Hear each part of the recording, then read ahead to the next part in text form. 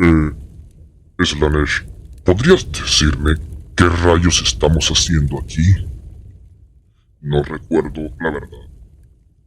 Creo que estaba algo ebrio. Demasiada sangre para el dios de la sangre. Tú, como siempre, querido Cor, ya sabes, le prometimos a nuestro pequeñín que le ayudaríamos haciendo una intro para su nuevo video. Tú sabes, él estaba muy feliz con su canal de YouTube, diciendo que tiene un montón de gente viendo, sí.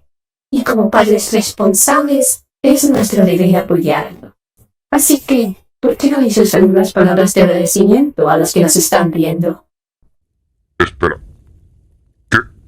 ¿Cuál pequeñín? ¿De cuál estás hablando? ¿Te refieres al pequeño Ingrid Lucifernos? ¿Cómo que nuestro hijo? No recuerdo que tú y yo hayamos hecho... ya sabes, eso. Mi querido Cor, bueno, no me sorprende que no te acuerdes. Estabas demasiado ebrio y eso me pediste que me disfrazara de Sanguinius. Tienes algunos gustos bastante raros, pero no te culpo. Soy inicio un papucho. Pero bueno, lo hecho está. Y ahora tenemos un pequeñín. Ya sabes, entre unos días incluso van a venir a visitarnos su abuelita Norbert y su tío Sinch. Así que tenemos que tener la casa lista. Mientras tanto, tengo algunas palabras para los que nos están viendo. Sí, creo que me acuerdo. Eso fue muy loco. Bueno, ya que... Muchas gracias por unirse al canal y por estar viendo a nuestro pequeño hijito Luciferus. Él está realmente muy feliz y nos gustaría que lo sigan apoyando de ahora en adelante. Y si no lo hacen, añadiré sus cráneos a mi trono de cráneos. Ay, cariño, tú siempre sabes qué decir. Aunque no sé si eso servirá para atraer o para asustar a los que nos ven. Pero bueno, igualmente, como solo dice Slanesh, les agradezco mucho que estén dándole tanta atención al pequeñín. Yo quiero muchísimo, que es una cosita linda y preciosa, así que por favor cuídenmelo bien y trátenlo bonito. Y sin más, disfruten su nuevo video. Bye bye. Ah, qué vergüenza. ¿No les da cosa siempre que sus padres intentan mostrar su apoyo pero se pasan de cariñosos? Bueno, ¿qué se le puede hacer? Al menos me tienen cariño. Hola gente, ¿cómo les va? Me alegro que les haya gustado tanto los últimos videos que hice. Así que, como vi que les gustó tanto, esta vez les tengo preparado la segunda parte de Desmintiendo Malentendidos de Warhammer 40.000. Espero les guste. He preparado algunos otros también, sobre todo con consejos y cosas que la gente me ha escrito pidiendo que les aclare. Así que este va más que todo para esas personas que quedaron con dudas. Sin más que decir, comencemos.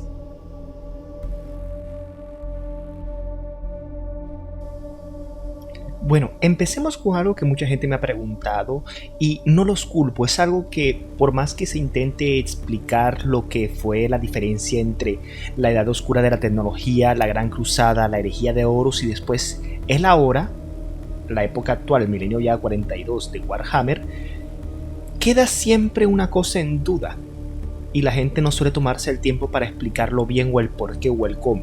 Incluso hay muchos que aunque se sepan la historia completa, ese pequeño detallito siempre se lo pasan por alto.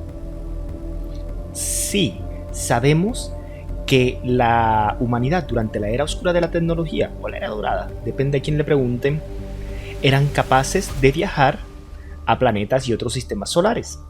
¿Cómo lo hacían? Bueno, sabemos que en esa época el Immaterium era mucho más calmado.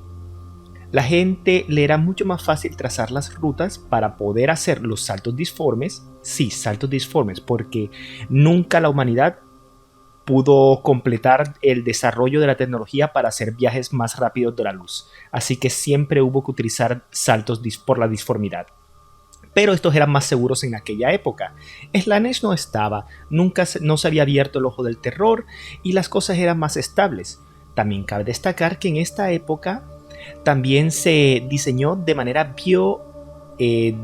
usando bioingeniería las casas de los navegantes.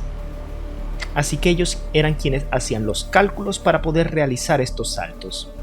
Ahora bien, después de que pasó lo que pasó, hubo la guerra de unificación, llegó el emperador de la humanidad, y todo esto, se preguntarán, ok, mientras el emperador se encontraba vivito y coleando y viajando por las estrellas en la Gran Cruzada, ¿cómo rayos hacían los viajes entonces?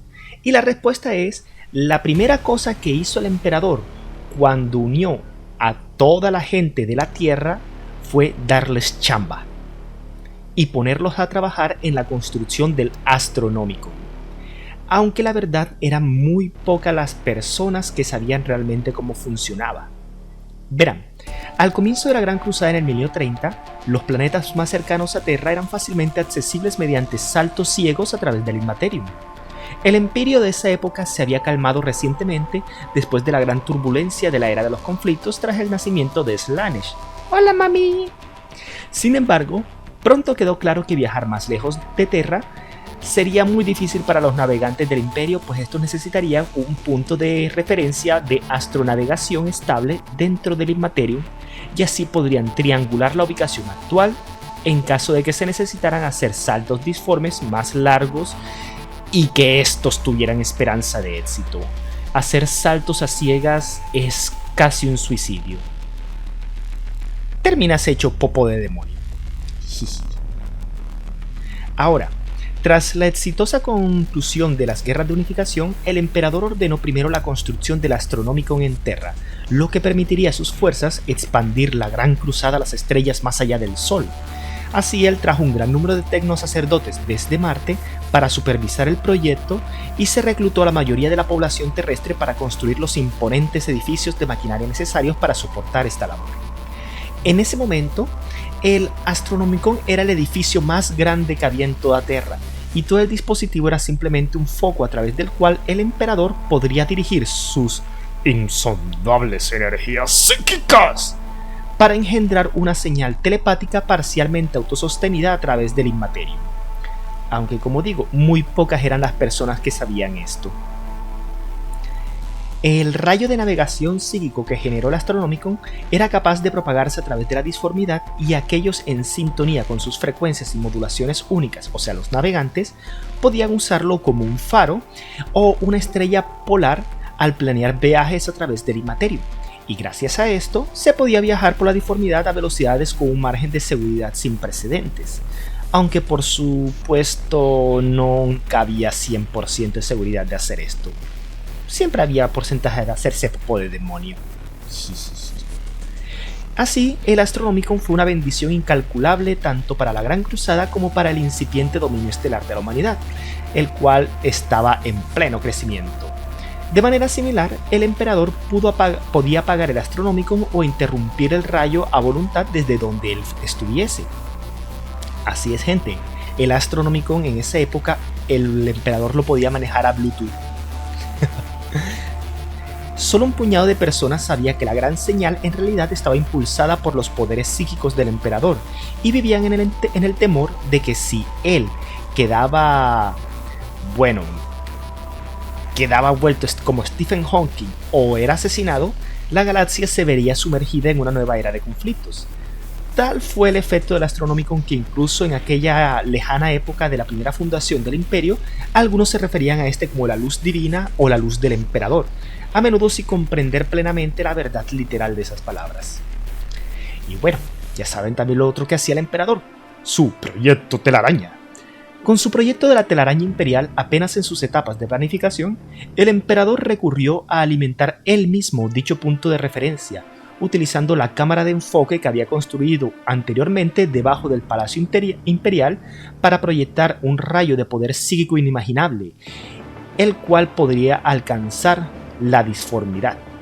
Tan colosal era el poder psíquico del emperador que en los primeros días de la Gran Cruzada, ya a finales del milenio 30, él podía alimentar al Astronomicon mientras estaba fuera del mundo, liderando personalmente el esfuerzo de guerra imperial al frente de la flota expedicionaria la Principia Imperialis. O sea, como dije, él podía manejar el Astronomicon y darle poder vía Bluetooth. Desde donde él estuviera, podía enviarle sus poderes psíquicos al Astronomicon. Pero cada vez se iba haciendo más difícil. Sin embargo, a pesar de todo su poder, el emperador todavía tenía limitaciones y la tarea de alimentar el Astronomicon de manera que su faro fuera perceptible en todo el territorio del creciente imperio de la humanidad se volvía cada vez más agotadora, debilitándolo hasta el punto de que casi muere estrangulado por un poderoso señor de la guerra orco en el mundo de Gorro, solo para ser salvado en el último momento por su hijo el primarca Horus. La demanda cada vez mayor de proyectar el Astronomicon sobre el emperador fue una de las razones por la que entregó el mando de la Gran Cruzada al señor de la guerra Horus, después de la victoria de la cruzada en el mundo de Ulanor contra los orcos. Ya saben, Ulanor, el que hoy en día se conoce como Armagedón. Y hubo unas peleas bastante épicas ahí. Ese planeta... No sé ese planeta cómo aguanta tanta testosterona. Pero bueno. Y entonces, después de la batalla de Ulanor, el emperador regresó a Terra para completar su proyecto Telaraña, una iniciativa destinada a hacer que el Astronomicon sea casi innecesario. Con una extensión imperial a la telaraña Eldari, las naves espaciales de la humanidad hubiesen podido cruzar la galaxia en un abrir y cerrar de ojos sin tener que lidiar con los peligros mortales de la disformidad. Por desgracia, ese sueño no se hizo realidad y el proyecto de la telaraña fue destruido por las maquinaciones del caos durante la herejía de Horus. Y ya después de ahí ya saben lo que sucede. Cuando el emperador quedó entonces herido de muerte, ya no había manera de que él pudiese alimentar el Astronomicon de manera remota. Hubo que sentarlo en el trono dorado y de manera permanente y presente se mantuviese ahí alimentando el Astronomicon con sus poderes psíquicos. Es por eso que la humanidad podía viajar fácilmente por toda la galaxia durante la Gran Cruzada, a pesar de que el emperador no tuviese que estar sentado en el trono dorado. Él podía darle poder a distancia, claro, debilitándolo, pero igual podía hacerlo. Ya después de la herejía de Horus, ya él no podía entonces hacer eso, ya él quedó totalmente inmóvil y puesto en el trono. Y antes de la Gran Cruzada y antes del emperador en la Era Dorada, no era necesario nada de esto, pues el Immaterium era un lugar mucho más apacible. Sus aguas eran... Imagínense un estanque con aguas cristalinas. Era muy fácil para los navegantes poder trazar las rutas antes del nacimiento de Slaanesh. Así que bueno, espero que esta parte haya ayudado a despejar esa duda que muchos tenían. Podemos pasar con lo siguiente.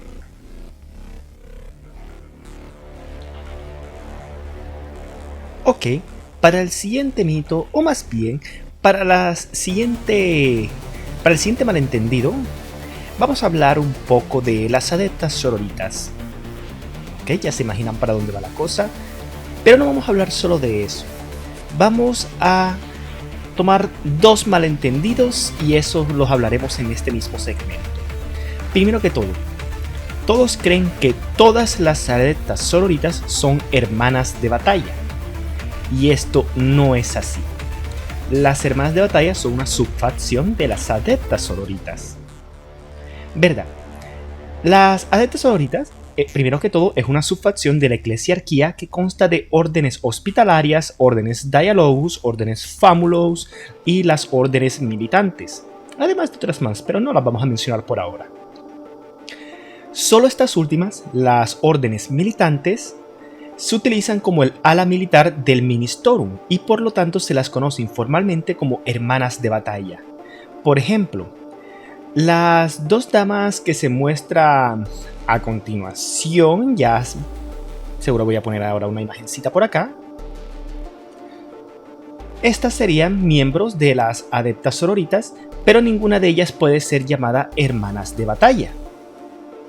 Otro error es afirmar que todas las mujeres de la Schola Progenium terminan como sororitas. Esto tampoco está justificado. Solo unos pocos elegidos son lo suficientemente piadosos para merecer este honor, y la mayoría termina en el comisariato u otro adeptus. Así que ya saben, no porque una mujer vaya a la Schola Progenium significa inmediatamente que va a entrar en las adeptas sororitas. Hay muchas otras ramas donde ella puede entrar y no necesariamente allí. Ahora, hablemos sobre el elefante en la habitación. Sí, gente, Las adeptas sororitas pueden tener relaciones sexuales. Ellas tienen un voto de obediencia más no uno de castidad. Ahora, uno de los mejores ejemplos que puedo dar de esto es en la novela Kane Last Stand o La última defensa de Kane, que es en su retiro el comisario Caiaphas Kane, ex miembro del 597º Regimiento de Valhalla, trabajó como instructor de la escuela Progenium en Perlia para entrenar a cadetes de comisarios. Uno de los otros miembros del cuerpo docente era la hermana Julien de la adeptas sororitas. Aproximadamente a mitad del libro, va a encontrarse con el tesorero de la escuela por algo relacionado con la trama principal, y cuando va a verse con él, ve a la hermana Julien saliendo de la habitación del hombre. Él se queda un poco desconcertado, pero luego recuerda que ella también es buena bebedora y jugadora de cartas, aunque realmente no se esperaba que se sintiera atraído por el aburrido tesorero. Pero bueno, en la inevitable nota al pie de página de las que pone Amberley Bale, ella efectivamente comenta que las hermanas de batalla, o al menos las órdenes con las que está familiarizada en el Golfo de Damocles, no necesitan ser célibes, contrariamente a la creencia popular en el universo. Lo que pasa es que los que tienen las... Esto es ya un poco más de suponer. Lo que pasa es que las sororitas que tienen más las inclinaciones heterosexuales tienden a carecer de oportunidades en ese sentido, a menos que sobrevivan para jubilarse. Pero a las que no les importa y le dan al Yuri, pues estas no les va a faltar de dónde escoger. Ay, joder, es unas pijamadas de sororitas. Ay, Diosito emperador, llévame para allá. Continuamos con el siguiente.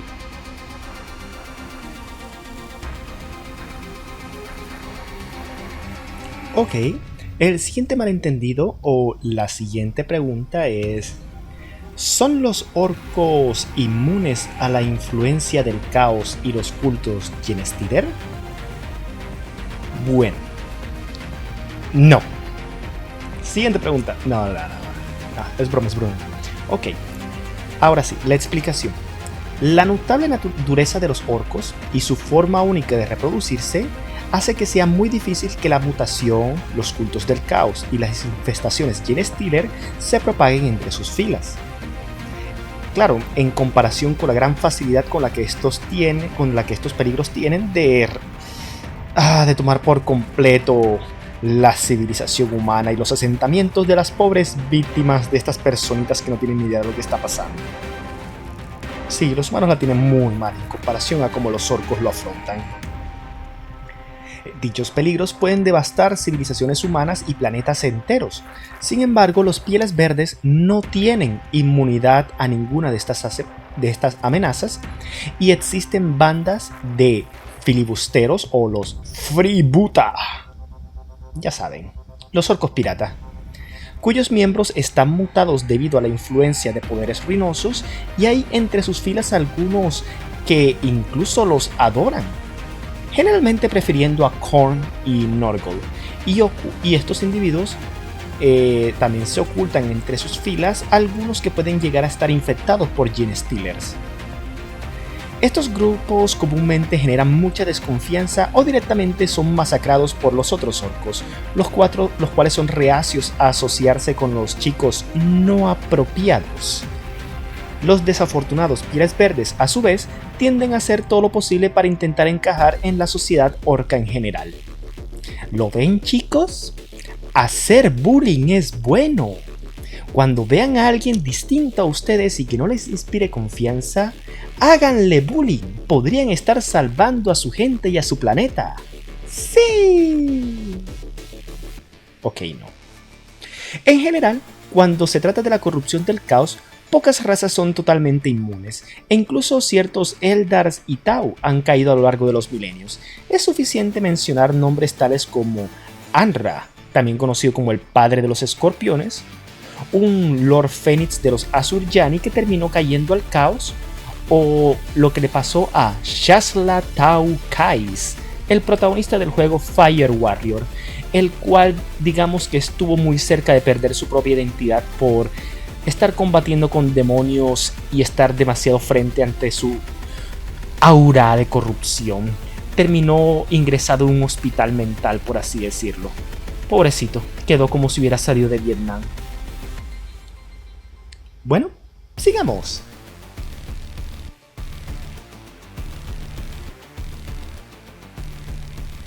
Muy bien, esto va para nuestros fans de los Tau. Son unas ideas bastante erróneas que la gente tiene sobre ellos, pero son bastante cortas, así que recopilaré unas 3 y las pondré todas en este mismo segmento. Primero, los Tau son una de las razas más importantes. Lo son en nuestro corazón. No, pero ya en serio. El Imperio Tau es una facción importante en la mayoría de los juegos ambientados en el universo de Warhammer 40.000, pero en términos generales son una fuerza mucho menos importante. Hay muchos imperios sinos similares en la galaxia, como la hegemonía draxiana, los Noisomrig, la iglesia del Dracolid o los dominios de raza como los Crave, los Quor, algo así por el estilo. Y imagino que ya debería ser un video hablando solo de cada una de estas, pero lo dejaremos para otra ocasión. Solo quédense con la idea de que todavía existen muchas más razas sinos todavía en la galaxia, aunque no se hable de ellas y no sean protagonistas de juegos, novelas o cosas así, pero todavía las hay, y estas tienen sus propios mini imperios aún. ¿Ok? Estas otras razas también presentan una amenaza poderosa pero localizada.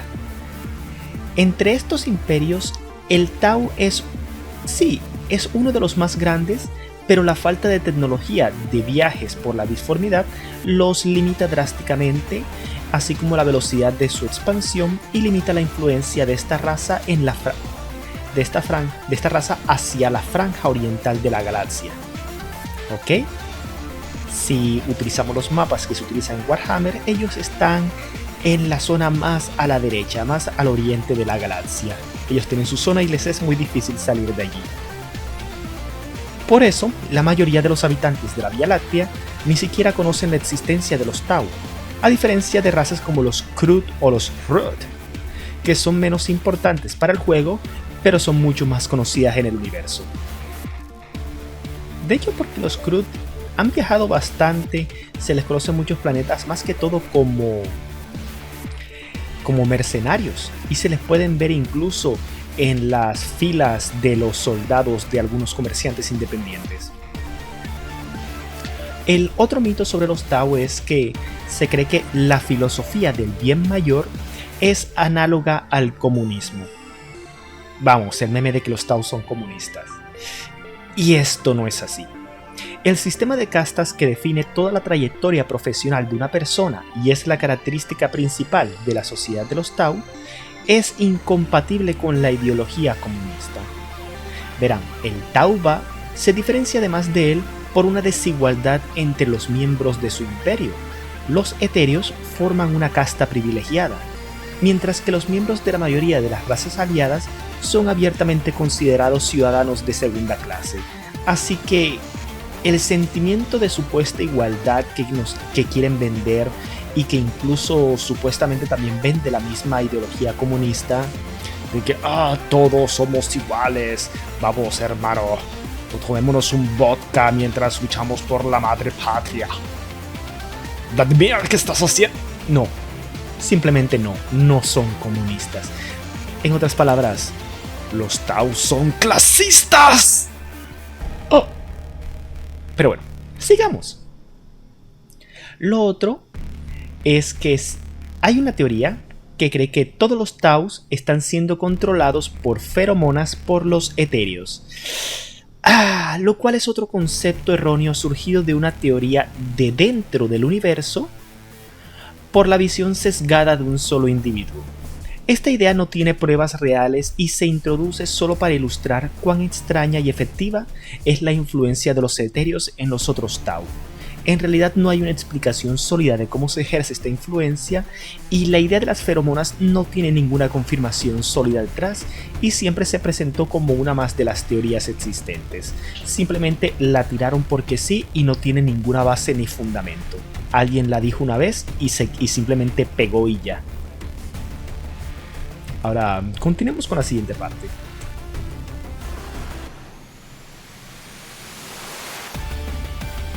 Ok, para terminar el video hablaremos de algo bastante interesante. Esto va a ser dedicado un poquito para los tiránidos y un poquito para los necrones. La pregunta era, o más bien la falsa idea que se tiene sobre estos es que los necrones y los tiránidos no fueron una amenaza para la galaxia hasta el 750 del milenio 41. Y la respuesta es mal. Sí lo eran desde antes.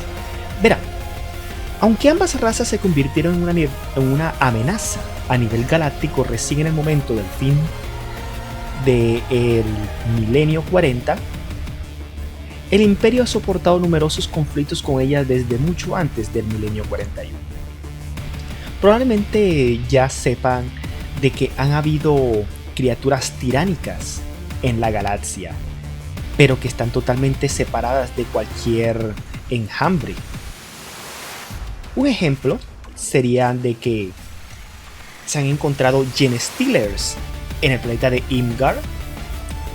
Los diablos de Catacham, también se cree que estos son descendientes de tiránidos, pues digamos que su genoma o su código genético no tiene ancestros discernibles a los cuales se les pueda rastrear. Es como si de repente de un momento a otro hubiesen aparecido en el planeta. No hay manera de rastrear su ADN a ninguna otra especie. Y aquí les viene el bombazo, no solo ellos, pues esto ya la mayoría de gente ya sabía, sino que también los Kraken de Fenrir se sospecha o casi... Sí, es casi seguro de que también son tiránidos. Es más, mírenlo.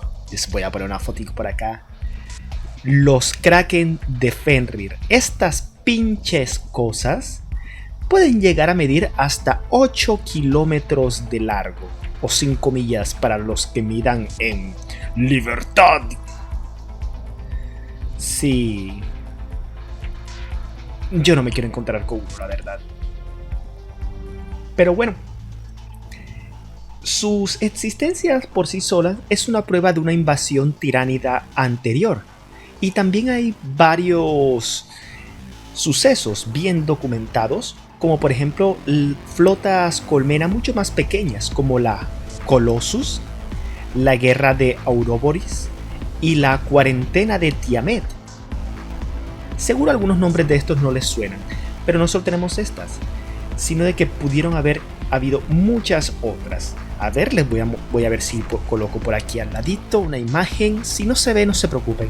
Lo que voy a colocar aquí es simplemente la fuente de información, que es el Códex de los Tiránidos de la cuarta edición, en las páginas 24 y 25, donde nos muestra que ya había conocimientos de que posiblemente hayan llegado a la galaxia la flota Colossus en el milenio 38, la Ouroboros en el 36, la Tiamat en el 35, y que muy probablemente se haya encontrado muchas más antes de eso. Y eso, supimos de la existencia de estas en esos milenios, pero puede que incluso estas hayan llegado muchísimo antes. No es lo único también, sino de que también se encuentra descrito en el cuento corto Exhumado de la antología Deathwatch. Sinos Hunter sirve como prueba adicional, ya que se encuentra información acerca de estos conflictos. Y también en la otra historia, conocida como The Last Ditch, incluso se menciona un barco colmena enterrado en un planeta que data de al menos 1000 años antes del milenio 35. Y cuando se trata del gran despertar de los necrones, también es importante entender que este no ocurrió simultáneamente, y muchas dinastías despertaron mucho antes que otras, Incluso hay menciones de algunos mundos tumbas activos al momento de la Gran Cruzada. Vamos a ver si puedo colocarles algo por aquí, en el cual es un extracto del Codex de los Necrones de quinta edición, la página 8, en la cual se dice que a pesar de que todo estaba predispuesto para de que la resurrección de los mundos tumbas ocurriera en los primeros años del milenio 41, muchísimo antes de eso ya algunos empezaron a despertarse, pero ya fue debido a errores imprecisos, errores en el circuito y protocolo, lo cual provocó que no todos los mundos tumbas se despertaran de la manera correcta y en los tiempos correctos. Así que sí, probablemente ya había necrones despiertos incluso en la época cuando el emperador se encontraba caminando.